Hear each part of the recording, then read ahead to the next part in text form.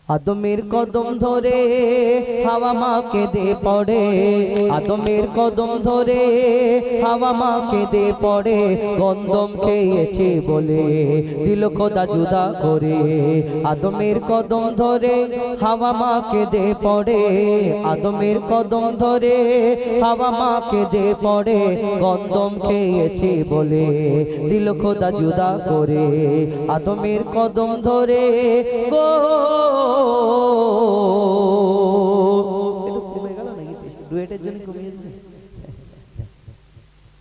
আদমের কদম ধরে হাওয়া মা কেঁদে পড়ে, আদমের কদম ধরে হাওয়া মা কেঁদে পড়ে, গন্ধম খেয়েছে বলে দিল খোদা জুদা করে। আদমের কদম ধরে গো তারা সেখানে কি বলা করে কবি ছন্দের মাধ্যমে আরো কি লিখছে দেখুন, মোরা দুজনাতে যখন ছিলাম জান্নাতে, মোরা দুজনাতে যখন ছিলাম জান্নাতে, শয়তান ধোঁকা দিয়ে বলে গন্ধম খেতে, শয়তান ধোঁকা দিয়ে বলে গন্ধম খেতে, শয়তানের ধোঁকায় পড়ে খেয়েছি ভুল করে, শয়তানের ধোঁকায় পড়ে খেয়েছি ভুল করে, গন্ধম খাবার পরে খোদার লানত পড়ে, গন্ধম খাবার পরে খোদার লানত পড়ে গো। জান্নাতি পোশাক কেড়ে দুনিয়ায় দিল ছেড়ে, ওই জান্নাতি পোশাক কেড়ে দুনিয়ায় দিল ছেড়ে, দুজনকে দুই কিনারে, দুজনকে দুই কিনারে। আদমের কদম ধরে হাওয়া মা কেঁদে পড়ে, আদমের কদম ধরে হাওয়া মা কেঁদে পড়ে, গন্ধম খেয়েছে বলে দিল খোদা জুদা করে। আদমের কদম ধরে গো এই দুনিয়াতে আল্লাহ পিতা আদমকে যখন দুনিয়ায় পাঠালেন, পিতা আদম সিজদা করে আল্লাহ ক্ষমা করে দিন, আল্লাহ ক্ষমা করলেন না 300 বছর। আল্লাহ আবার পিতা আদম চিন্তা করে আল্লাহ ওই আরশে মুআল্লায় যে নাম লেখা ছিল আল্লাহর পাশে, সেই নামে চিন্তা ভাবনা করে যখন আবার সেই নামের উসিলাতে ক্ষমা চায়, আল্লাহ ক্ষমা করেছেন। যদি 300 বছর ক্ষমা করলেন না, কার এমন নাম লেখা, কি লেখা ছিল কবি ছন্দের মাধ্যমে আরো কি লিখছে দেখুন, 300 বছর ধরে কেঁদেছি কত করে, 300 বছর ধরে কেঁদেছি কত করে, কত চেয়েছি দোয়া মোরা সিজদায় পড়ে, কত চেয়েছি দোয়া মোরা সিজদায় পড়ে। আর চেয়ে দেখি ওই আরশে কার নাম লেখা খোদার পাশে, চেয়ে দেখি ওই আরশে কার নাম লেখা খোদার পাশে, কার নাম লেখা লা ইলাহা ইল্লাল্লাহর পরে মুহাম্মদ রাসূল জুড়ে, লা ইলাহা ইল্লাল্লাহর পরে মুহাম্মদ রাসূল জুড়ে গো। দোয়া করি সে নাম ধরে আবার সিজদায় পড়ে, পিতা আদম বলছে আমি দোয়া করি সে নাম ধরে আবার সিজদায় পড়ে, দিল খোদা ক্ষমা করে মুহাম্মদ নামের তরে। আদমের কদম ধরে হাওয়া মা কেঁদে পড়ে, আদমের কদম ধরে হাওয়া মা কেঁদে পড়ে, গন্ধম খেয়েছে বলে দিল খোদা জুদা করে। আদমের কদম ধরে গো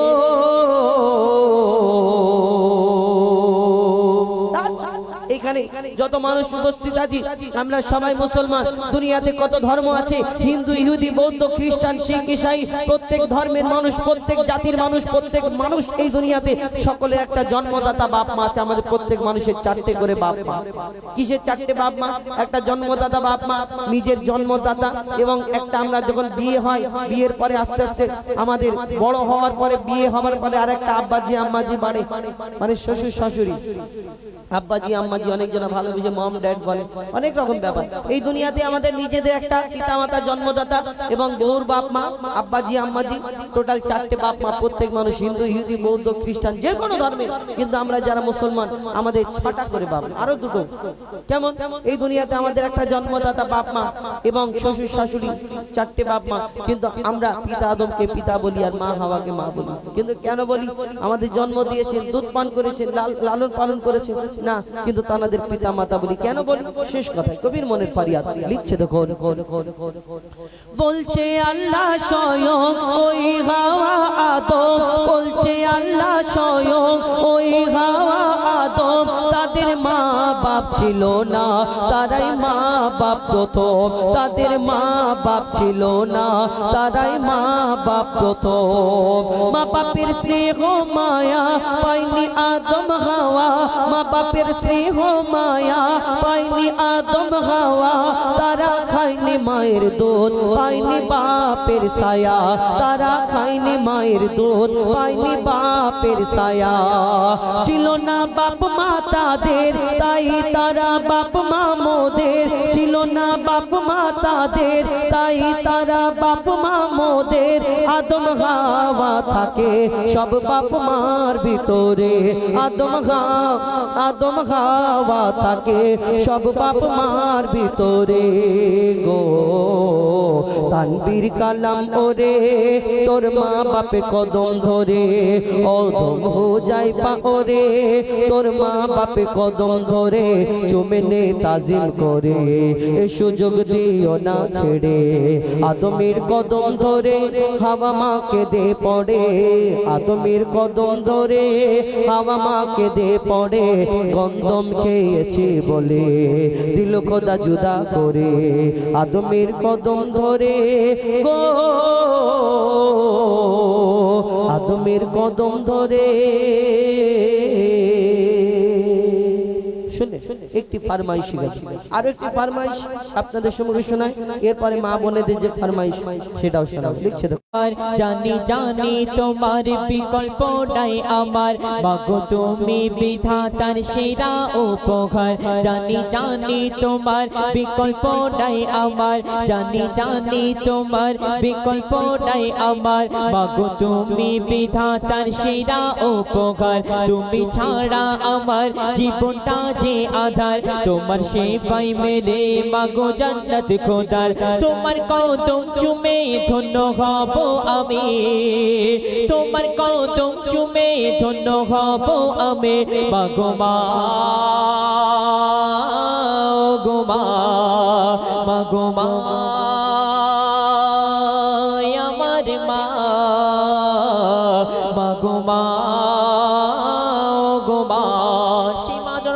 ছোট্টবেলায় আমাদের কেমন করে বড় করে তোলে, অতি মূল্যবান কথাই কবি লিখছেন। শত দুঃখ সয়ে তুমি দাওনি ফেলে, শত দুঃখ সয়ে তুমি দাওনি ফেলে, মায়ার বাঁধন ছিঁড়ে মা বিধুর অনলে। শত দুঃখ সয়ে তুমি দাওনি ফেলে, মায়ার বাঁধন ছিঁড়ে মা বিধুর অনলে। মমতার আঁচলে তুমি রেখেছিলে, কত চুমা দিয়েছ তুমি মোর গালে। মাগো তোমার উপমা শুধু যে তুমি, মাগো তোমার উপমা শুধু যে তুমি, মাগো মা গো মা, মাগো মা আমার মা, মাগো মা গো মা। সমীক্ষা বলছে 100 টিচার সমান তার মা জননী, সেই সম্পর্কে লেখক আর লিখছেন। তুমি হলে মা জীবনের প্রধান গুরু, তুমি হলে মা জীবনের প্রধান গুরু, সঠিক জীবন চলার পথে বন্ধু শুরু। তুমি হলে মা জীবনের প্রধান গুরু, সঠিক জীবন চলার পথে বন্ধু শুরু। মাগো তুমি আমার জান মানে আবরু, তুমি ছাড়া এই জীবনটা ধুধু মরু। তোমায় হারালে মানুষ হব আমি, তোমায় হারালে মানুষ হব আমি, মাগো মা গো মা, মাগো মা আমার মা, মাগো মা গো মা। শেষ কথার মাধ্যমে কবি মনে আর্য তামান্না খায়লা কবি লিখছেন শোন। দিনের শোভা রবি রাতের তারা শশী, দিনের শোভা রবি রাতে তারা শশী, পূর্ণিমা রাতে চাঁদ দেখতে ভালোবাসি। দিনের শোভা রবি রাতের তারা শশী, পূর্ণিমা রাতে চাঁদ দেখতে ভালোবাসি। রাতের শোভা বাড়ায় জ্যোৎস্না ভরা নিশি, মোর হৃদয় জুড়ে যায় দেখলে মায়ের হাসি।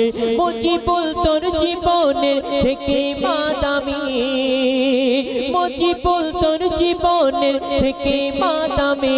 মাগো মা গো মা, মাগো মা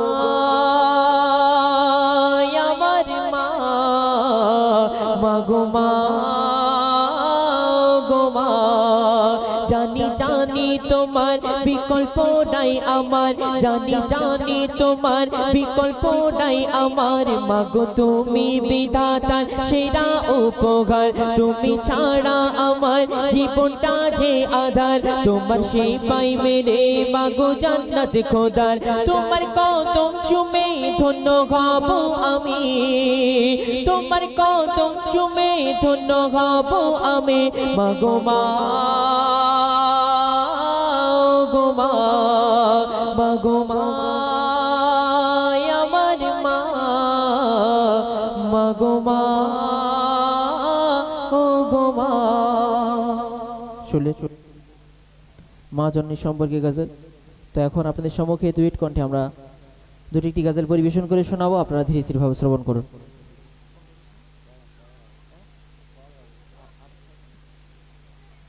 যাই হোক, এই বাচ্চারা একবার তকবীর দাও, তাই তকবীর দাও, নারাই তাকবীর, আরো জোরে দাও, নারাই তাকবীর, নারাই তাকবীর, নারাই তাকবীর।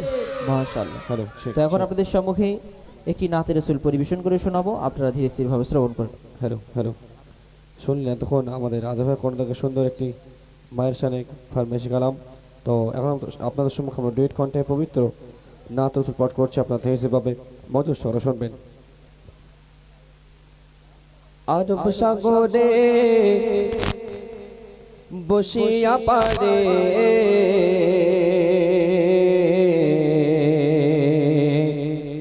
কাঁদে আমি আমার নবের দেখার তরে রে।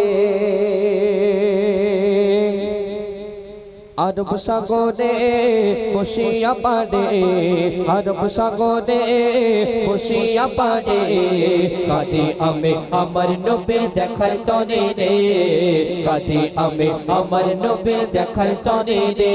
আমি কেমনে যাব রে তোমায় কেমনে পাবো রে, আমি কেমনে যাব রে তোমায় কেমনে পাবো রে।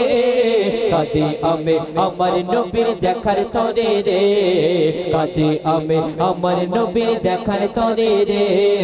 আরব সাগরে বসিয়া পারে, আরব সাগরে বসিয়া পারে কাঁদে আমি আমার নবীর দেখার তরে রে, কাঁদে আমি আমার নবীর দেখার তরে রে।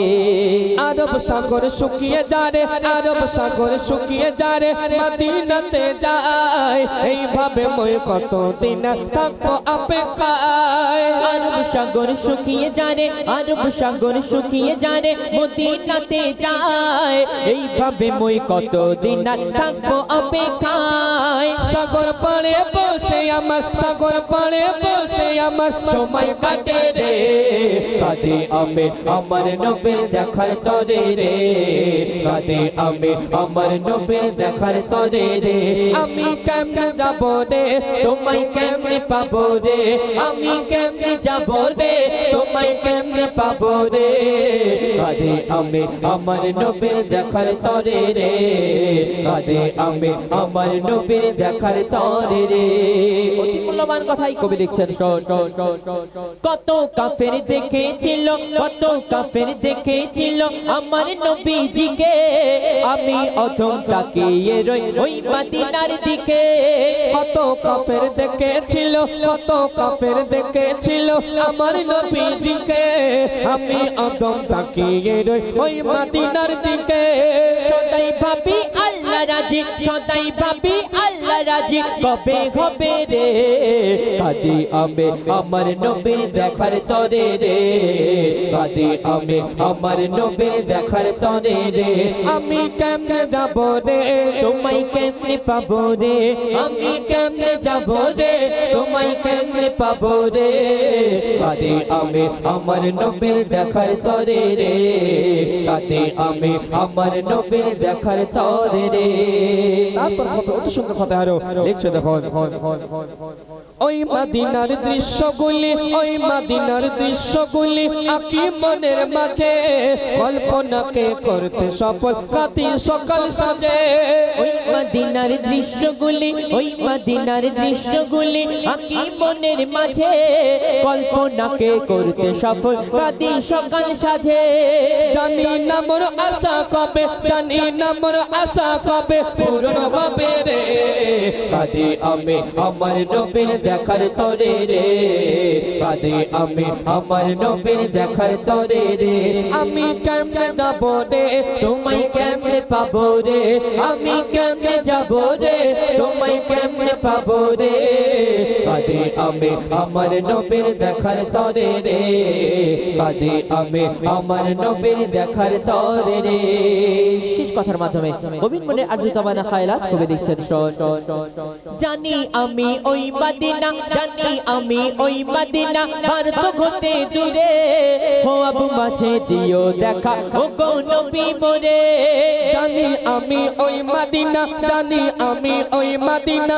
জানি আমি ওই মদিনা ভারত হতে দূরে হওয়াব মাঝে দিও দেখা ও গো নবী মোরে কবি কাজার ছন্দ লেখে, কবি কাজার ছন্দ লেখে নবী তরে রে কাঁদি আমি আমার নবীর দেখার তরে রে কাঁদি আমি আমার নবীর দেখার তরে রে আমি কেমনে যাব রে তোমায় কেমনে পাবো রে, আমি কেমনে যাবো রে তোমায় কেমনে পাবো রে কাঁদি আমি আমার নবীর দেখার তরে রে কাঁদি আমি আমার নবীর দেখার তরে রে আরব সাগরে বসিয়া পারে আরব সাগরে বসিয়া পারে কাঁদি আমি আমার নবীর দেখার তরে রে কাঁদি আমি আমার নবীর দেখার তরে রে কাঁদি আমি আমার নবীর দেখার তরে রে শুনলে ডুয়েট কণ্ঠে পবিত্র নাত রসুল এবং